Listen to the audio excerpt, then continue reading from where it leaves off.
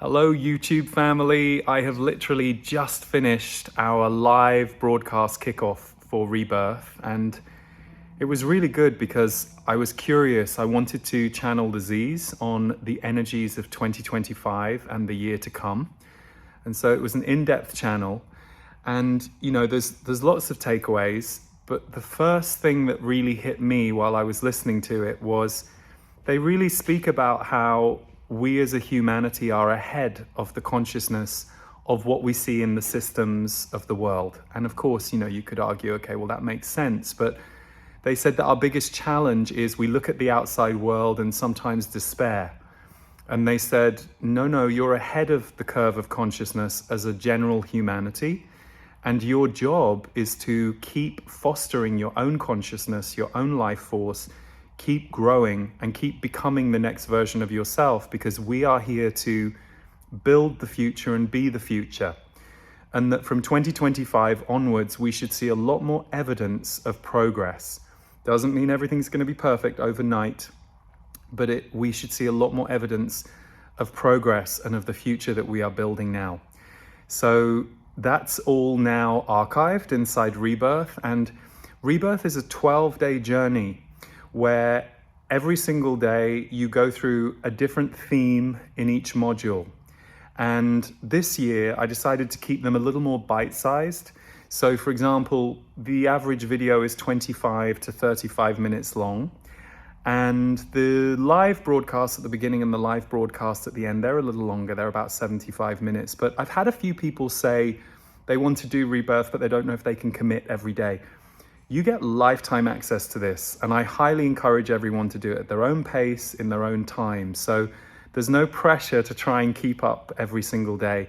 But this is my 8th year of running this annual transformation course, where you get to take a look at who you're becoming and how you can work with yourself and the energy of this year to become the next version of you, the next level of you.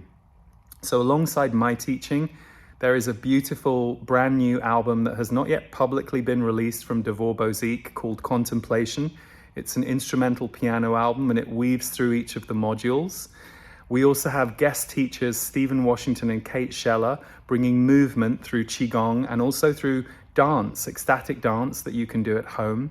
We have the Rebirth Healing Lounge with so many supportive elements, including my team members Wendy Cohen and Marty Bradley, bringing guided meditations and practices. So there's a lot in Rebirth this year and we're super proud of it. It's definitely, I would say, the best one we have ever done. And I know some of you have done it with us for 8 years. So can't wait to see you inside there. If you're already there, fantastic. And sending some love from minutes after the end of the first broadcast.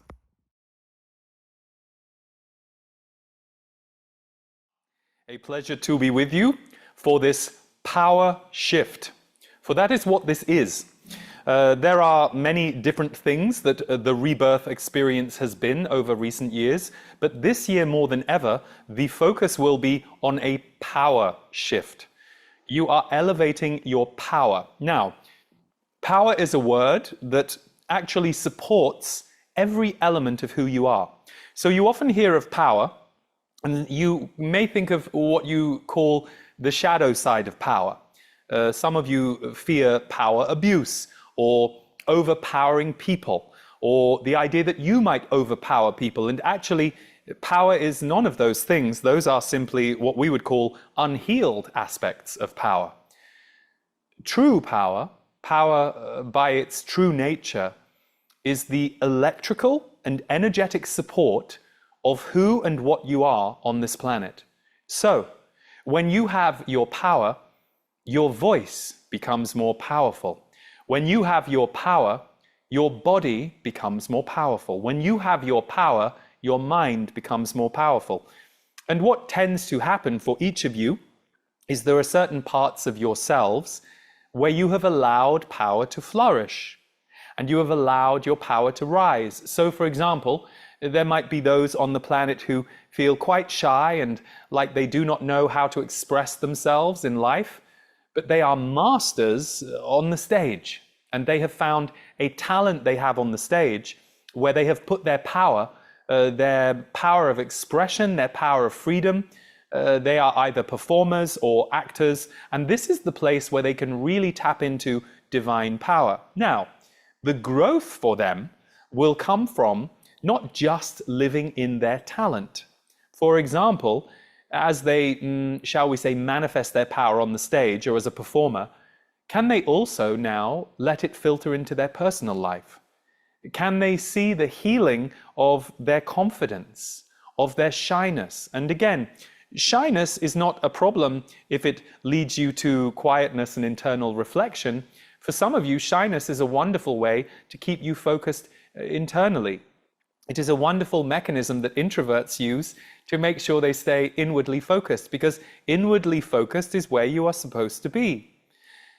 But if shyness is painful for you or problematic for you, or there are times where you wish your shyness didn't get in the way of the way you engage with others in the world, then the power of your confidence is what you are going to experience and invite. Power shifts. That is what this year's rebirth is going to focus you on. Why? Because that is what is happening on the planet in 2025. An elevation of power.